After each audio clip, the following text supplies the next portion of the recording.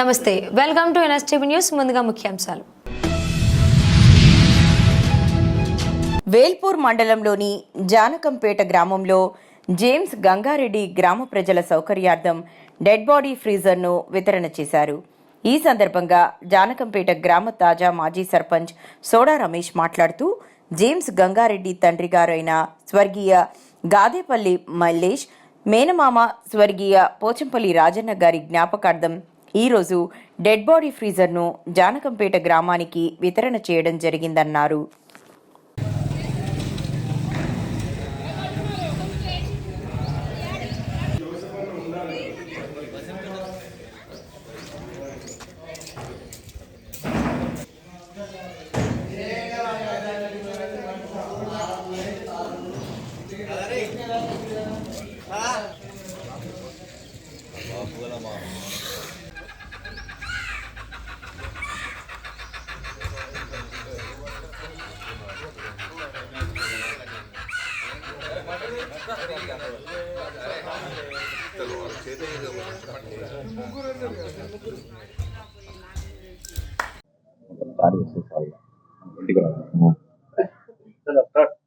ఈరోజు మా జానకంపేట గ్రామంలో చాలా సంతోషకరం విషయం ఏంటంటే, మాకు ఎవరైనా మరణిస్తే అంటే వాళ్ళ కుమారులు కానీ వాళ్ళ బంధువులు కానీ బయట దేశాల్లో ఉండడం వల్ల మాకు అంటే శవపేటిక ఫ్రిడ్జర్ లేక చాలా ఇబ్బందులకు ఇన్ని రోజులు చాలా ఇబ్బందులకు గురైనాం.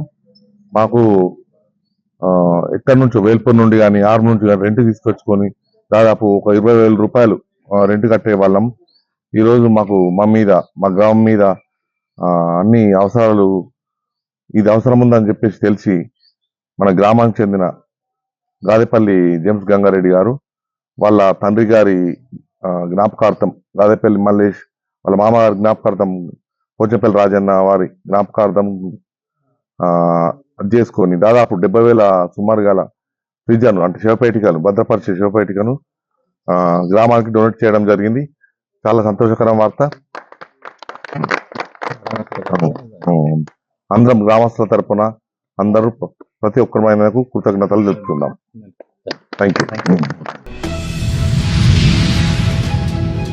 తిరువూరు నియోజకవర్గం గంపలగూడెం మండలంలోని నెమలి శ్రీ వేణుగోపాల స్వామివార్ల బ్రహ్మోత్సవాలు ఈ నెల 12 నుంచి 17 వరకు జరుగుతాయని దేవాదాయ శాఖ అసిస్టెంట్ కమిషనర్ నేల సంధ్య తెలిపారు. 14న స్వామివార్ల కళ్యాణం, సాంస్కృతిక కార్యక్రమాలలో భాగంగా ఎడ్ల పందాలు జరుగుతాయని ఆమె తెలిపారు. అందరికి వచ్చే భక్తులందరికీ అన్నదానం అనేది ఏర్పాటు చేస్తున్నామండి. దానికి సుమారుగా 10,000 వరకు రావచ్చు అని ఆశిస్తున్నాము. అలాగే సాయంత్రం 9 గంటల నుంచి రాత్రి 1 గంట వరకు స్వామివారి కళ్యాణం జరుగుతుంది. దీనికి అశేష జనాలు వస్తారని దాన్ని దృష్టిలో పెట్టుకుని ఆర్డీఓ గారు మనకి 6వ తారీఖు కోఆర్డినేషన్ మీటింగ్ చేశారు. అలాగే రేపు నిన్న కూడా వచ్చేవారు. అంతా చెక్ చేసి మాకు గైడెన్స్ అనేది ఇచ్చారండి. మేము ఆల్ డిపార్ట్మెంట్స్ తరఫున పోలీస్ వారు కూడా బందోబస్తు బాగానే చేస్తున్నారు. వారు ఇచ్చిన ప్రకారం సూచన ప్రకారం మనం సీసీ కెమెరాస్ కూడా ఇన్స్టాల్ చేస్తున్నాము. బయట కూడా గుళ్ళో కాకుండా బయట కూడా అలాగే ఇన్స్టాల్ చేస్తున్నాము. అలాగే హెల్త్ క్యాంప్స్ ఉంటాయి, అంబులెన్స్ ఉంటుంది, ఫైర్ వాళ్ళు ఉంటారు, ఫైర్ది కూడా వెహికల్ వచ్చి ఉంటుంది. అలాగే R&B వాళ్ళు అందరూ, అలాగే మనకి అదనంగా బస్సులు ఈసారి శుక్రవారం వచ్చింది కాబట్టి అది దృష్టిలో పెట్టింది. మీ తిరువురు నుంచి కూడా అదనంగా బస్సులు, అలాగే మొదటి డిపో నుంచి కూడా అదనంగా బస్సులు అనేది వేస్తున్నారండి. ఈసారి మీకు కూడా టికెట్లు ఇప్పుడు 2020 ఉండేవి టికెట్లు సిట్టింగ్ భక్తులకి, దాని 2060 వరకు మీ సిట్టింగ్ అరేంజ్మెంట్స్ కూడా పెంచడం జరిగింది. ఎలాంటి అవాంఛనీయ ఘటనలు జరగకుండా మాకు ఇచ్చిన సూచన ప్రకారం అన్ని పాటిస్తున్నామండి. అలాగే మాకు ఆల్ డిపార్ట్మెంట్స్, అలాగే గ్రామాల్లో ఉన్న గ్రామస్తులు, అలాగే మాకు వచ్చే డెప్యుటేషన్స్, అలాగే దీనికి స్ట్రీట్ ఫెస్టివల్ ఆఫీసర్గా ఎన్టీఆర్ జిల్లా ఆఫీసర్ని సీతారామయ్య గారిని కూడా CFOగా వేశారండి. వారు కూడా వస్తారు, వారు కూడా పర్యవేక్షిస్తారు. అలాగే ఎలాంటి భక్తులకి వచ్చే భక్తులకి వాటరు, అలాగే ఆ రోజు ఎండ కూడా ఎక్కువ ఉంటుంది కాబట్టి ఆ రోజు ఎక్కువ మంది వస్తారు కాబట్టి వాళ్ళకి మజ్జిగ అనేది కూడా అరేంజ్ చేస్తున్నాము. ఇప్పటికీ కూడా శానిటేషన్ నిమిత్తం మనకి తిరువురు ఇంకా గంపలగూడెం మండలం వాళ్ళు కూడా చూసుకుంటున్నారు. ఎలాంటి అవాంఛనీయ సంఘటనలు జరగకుండా అన్ని ఏర్పాట్లు అనేవి చేస్తున్నామండి. అలాగే ఈసారి భక్తులు వస్తారు కాబట్టి ఈసారి బయో టాయిలెట్స్ కూడా దేవస్థానంలో భక్తుల కోసం అనేది ఏర్పాటు చేస్తున్నాము. గేట్ల మీద ఎంతమంది కూర్చున్నారు? వీటి మీద 260 ఉంది. ఇప్పుడు 220 ఉండేది, 260 వరకు సీట్లు అనేది పెంచడం జరిగిందని. దీనికి దేవస్థానం రుసుము వచ్చేసి 5,116 రూపాయలు అండి. దేవస్థానం 5,116. పోయిన సంవత్సరం కూడా అంతే ఉంది. దాన్ని మేము కంటిన్యూ చేస్తున్నాం. అందుకోసం నేను కూడా ఏమైనా భక్తులు మీ మీడియా ద్వారా తెలియజేసుకునేది ఏంటంటే, వచ్చి స్వామి వారిని దర్శించుకుని తీర్థప్రసాదాలను స్వీకరించి వారి ఆశీస్సులు పొంది భక్తి భావంతో వెళ్ళాల్సిందిగా కోరుతున్నాను. బీఏపీలు వచ్చినప్పుడు ఎలాంటైనా కొంచెం తాకిడి ఉంటే కొంచెం ఓర్పు సహనంతో మాకు కోఆపరేట్ చేయాలని వినిపించుకుంటున్నాను. ధన్యవాదాలు. అన్నమయ్య జిల్లా రాజంపేట పట్టణంలోని జనసేన పార్టీ కార్యాలయంలో జనసేన నాయకులు అధికారి దినేష్ ఆధ్వర్యంలో కార్యకర్తల సమావేశం జరిగింది.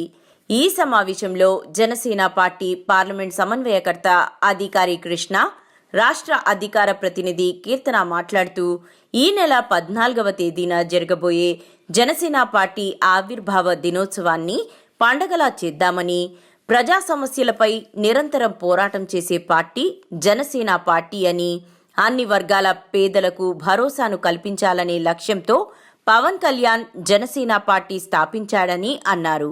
తరువాత చలో పిఠాపురం పోస్టర్ను ఆవిష్కరించారు. ఈ కార్యక్రమంలో జన సైనికులు, కార్యకర్తలు పెద్ద ఎత్తున పాల్గొన్నారు.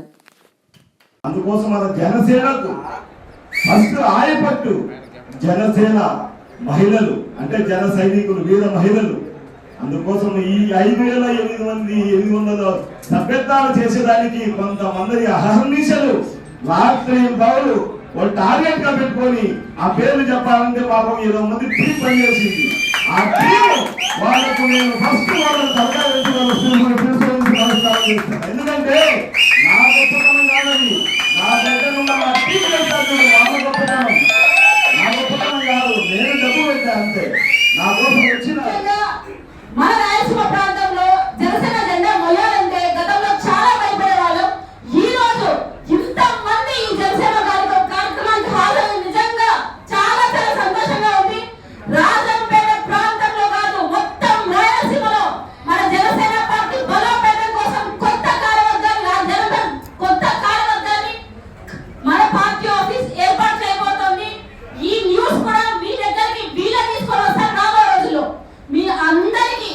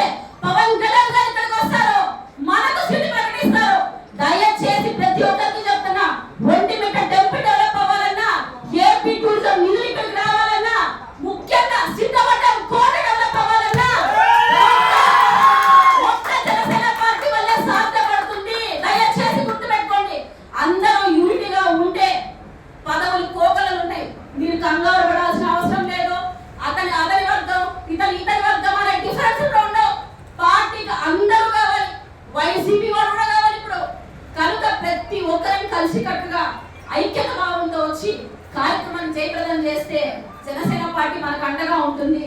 పవన్ కళ్యాణ్ గారు మనకు అండగా ఉంటాడు. ఒకే మాట చెప్తున్నా, హలో రాజంపేట చలో పిఠాపురం, హలో రాజంపేట చలో పిఠాపురం. కరీంనగర్ జిల్లా కేంద్రంలోని స్కానింగ్ కేంద్రాలను, ఫర్టిలిటీ కేంద్రాలను స్పెషల్ డ్రైవ్ ద్వారా తనిఖీ చేస్తున్నామని జిల్లా వైద్య ఆరోగ్య శాఖ అధికారి డాక్టర్ వెంకటరమణ తెలిపారు.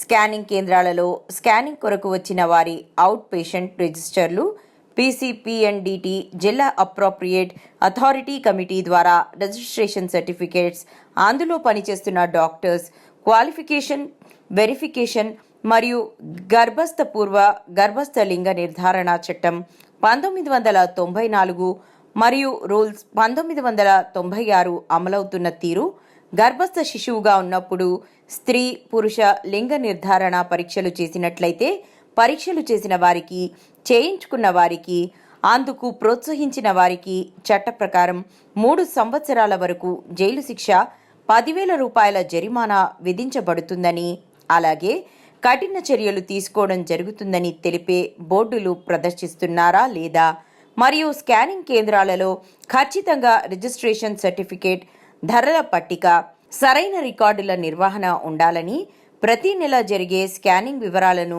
జిల్లా వైద్య ఆరోగ్య శాఖ అధికారికి పంపిస్తున్న తీరు, లింగ నిర్ధారణ పరీక్షలు చట్టరీత్యా నేరమని, పుట్టబోయే బిడ్డ ఆడ మగ అని చెప్పకూడదని బోర్డులు స్కానింగ్ కేంద్రాలలో ప్రదర్శించడాన్ని తనిఖీ చేయడం జరిగింది. కామారెడ్డి జిల్లా కేంద్రంలోని మున్సిపల్ కార్యాలయం ముందు ఎంఆర్పీఎస్ మాదిగ రిజర్వేషన్ పోరాట సమితి, ఎంఆర్పీఎస్ మరియు అనుబంధ సంఘాల ఆధ్వర్యంలో కామారెడ్డి జిల్లా కేంద్రంలోని ఎంఆర్పీఎస్ నిరసన దీక్ష చేపట్టడం జరిగింది. ముఖ్యమంత్రి రేవంత్ రెడ్డి నిండు శాసనసభలో మాదిగలకు ఇచ్చిన మాట నిలబెట్టుకోవాలని, ఎస్సీ వర్గీకరణ చట్టం వచ్చే వరకు ఎలాంటి నియామకాలను చేపట్టకూడదని, గ్రూప్ 1, గ్రూప్ 2, గ్రూప్ 3 పరీక్షా ఫలితాలను ప్రకటించడానికి ఖండిస్తూ ఫలితాలను నిలిపివేయాలని డిమాండ్ చేస్తూ నిరసన దీక్ష కొనసాగించడం జరిగింది.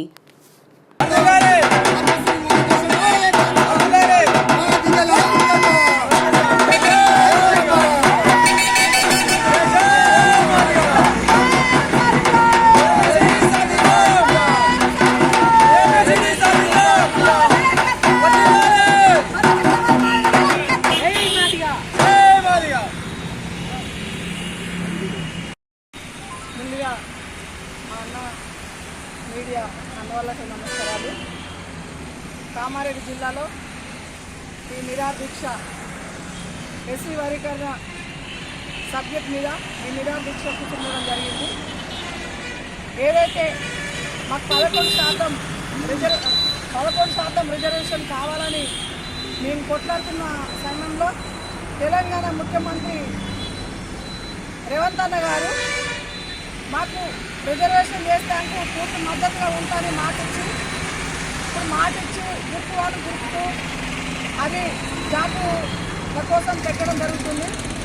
మాకు ఎస్సీ వర్గీకరణ అయ్యేదాకా గ్రూప్ 1 కావచ్చు, 2 కావచ్చు, 3 కావచ్చు, ఏదైనా కావచ్చు అది నిలిపివేయాలని మేము కోరుతున్నాం. మన కామారెడ్డి జిల్లా తరఫున గవర్నర్ మందకృష్ణ మాదిగ ఆదేశాల మేరకు మాకు ఎస్సీ వర్గీకరణ చేసేదాకా పూర్తి నిరాదీక్షలలో అన్నగారు ఏ ఆశలు ఇచ్చినా మేము అన్నగారు మాట అంటే మేము పనిలో ఉంటామని తెలియజేస్తున్నాము. అలాగే మీరు ఇచ్చిన మాట పైన రేవంత్ అన్న గారు మీరు లేకపోతే మా దప్పు సప్పులతోటి నిన్ను పొందబెట్టడం గ్యారెంటీ అని మేము తెలియజేస్తున్నాము.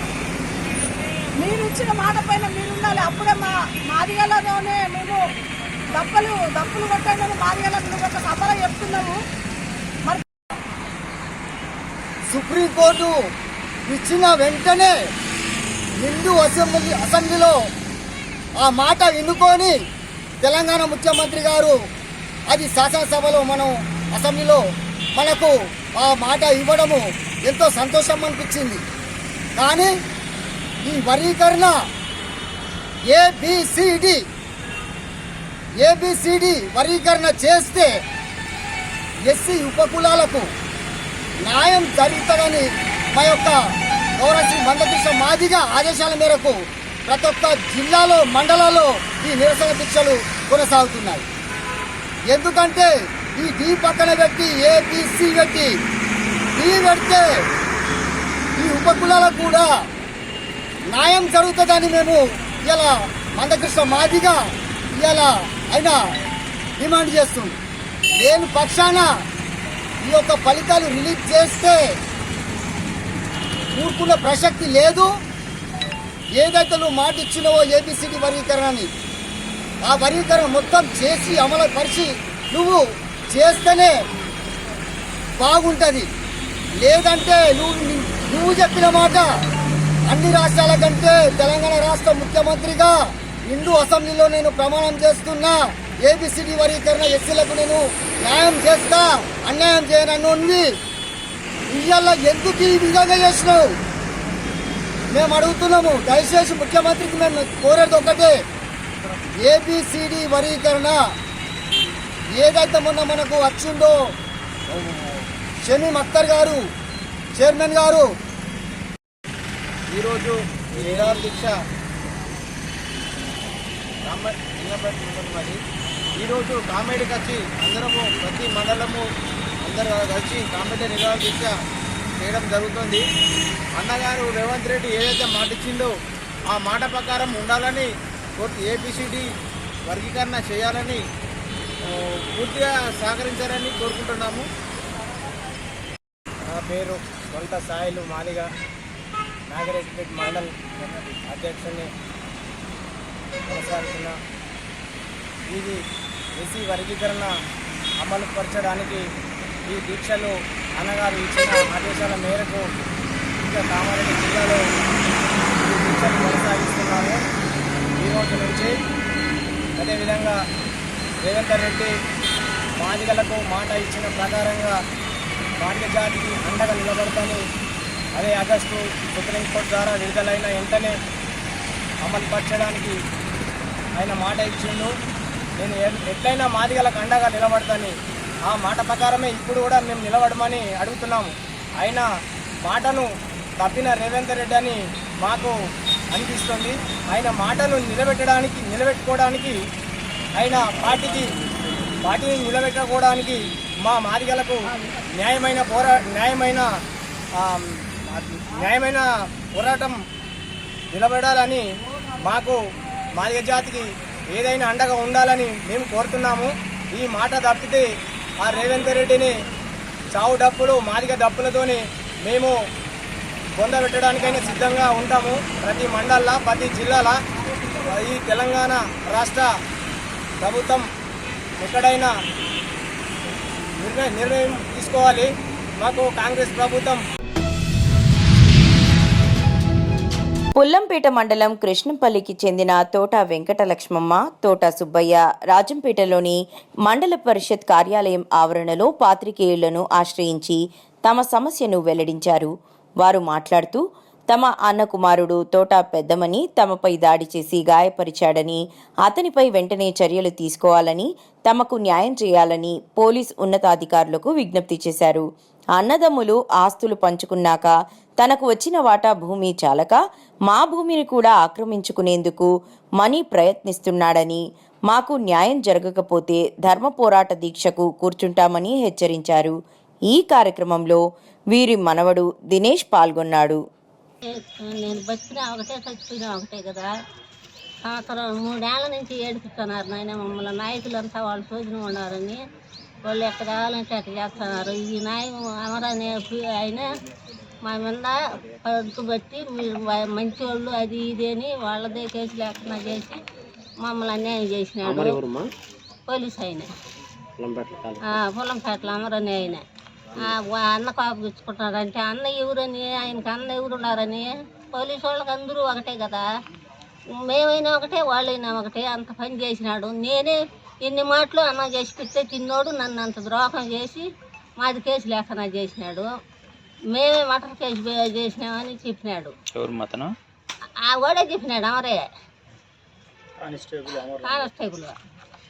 అంత అన్యాయంగా మాట్లాడి వాళ్ళ సోదరు పోయి అన్న కోపించుకుంటాడంటే అన్న ఎవరని నాయకులంతా వాళ్ళ సోదరు ఉన్నారని ఏ పార్టీకి వచ్చి ఆ పార్టీకి పోతారు వాళ్ళు. మేము అట్లా పోము. చచ్చిపోయినా కానీ చచ్చిపోయినా చచ్చిపోదు కానీ ఆ భూమి లేకుండా. ఆయన పేరు తెలియదేమో తెలియదులే, పేరు ఎందుకులే, పేరు తెలియకన్నాయో నాకు. ఆ పక్క పల్లెలు అన్నీ తెలుసు, పెట్టకూడదులే వాడి పేరు. ఊళ్ళో ఒకడు ఉన్నాడు వాడికి సపోర్టు. వాళ్ళ అక్కలు చెల్లెళ్ళు అన్నల తమ్ముళ్ళు అంతా వాళ్ళు ఎవరైనా ఏమిరా మమ్మల్ని ఏమి అడగరా అంటే మాకు వాళ్ళు ఒకటే మీరు ఒకటే అంటారు. వాళ్ళ అల్లుళ్ళు వాళ్ళ కూతుళ్ళే కదా వాళ్ళు. మాకెవరు లేరు, మా పిల్లోడు కొడుల్లో ఉంటాడు. మేమిద్దరం ఇంటికాడ ఉంటే ఏమన్నా అడిగితే రోజు కొట్టనే పరిగెత్తారు మా మీదకి. నీళ్లు పార్ట్నర్గా ఉండాలి ఇంట్లో మాట్లాడి అట్లా చేస్తున్నారు. ఎవరు కొట్టినారు? ఓ పెద్దమణి తోట సబ్బయ్య కొడుకు నడిపో మూడో వాడు. ఎప్పుడు దాడి చేసినాడు? జనవరి 28వ తేదీ నేడు సంవత్సరం. మిమ్మల్ని కొట్టినాడు? నన్ను కొట్టాడు. ఆయన కొడతా అంటే నేను పరిగెత్తుకుంటా వచ్చే రైకి ఇట్లా చించి ఎడగుద్ది ఇట్లా ఎరగదోసినాను. తోసినానంటే నువ్వు దోచిరే కదా నేను పడింది, నా ఏళ్ళు పోయింది, నా ఎత్తుగా నేను ఎందుకు పడతాను? ఆ పని చేస్తున్నారు నాయన వాళ్ళు. వాళ్ళ అమ్మ కానీ వాళ్ళ ఆయన కానీ. ఈయన అడిగితే కూడా వాళ్ళ అన్నని అడిగితే ఏమి నన్ను నాకేం భాగం పట్టించినామంటే పలక్కన్నా పోయినాడు ఆయన. అట్లా చేస్తున్నారు మమ్మల్ని. కేసు పెట్టలేదా మీరు పోలీస్ స్టేషన్లో? కేసు పెడితే తీసుకున్నాడు వాడా. ఎవరు వాడేమరా ఎస్ఐకి చెప్పి వాళ్ళు లోపల మాట్లాడుకొని తీసేయలే. అప్పుడు ఆయన ఉన్నాడని, జగన్ ఉన్నాడని. ఏం జగన్ వద్దన్నాడా వీళ్ళు? ఈ రోజు